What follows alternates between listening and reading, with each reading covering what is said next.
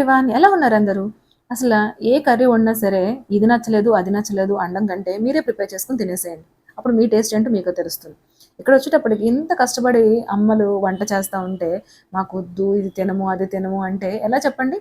So ఇప్పుడు పిల్లలు ఉన్నారు, అన్ని కర్రీస్ ఎందుకు అలవాటు చేస్తామండి?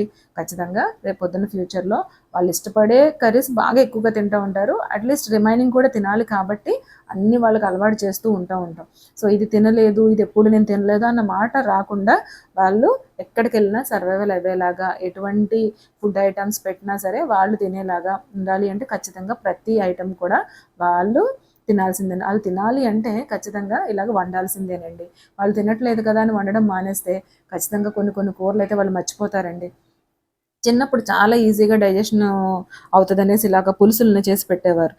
తర్వాత అది పులుసులు మానేసి ఫ్రైడ్ రైస్‌లు లేదంటే బిర్యానీలకి దిగిపోయిందండి. సో అప్పుడప్పుడు ఇలాంటి చిన్న చిన్న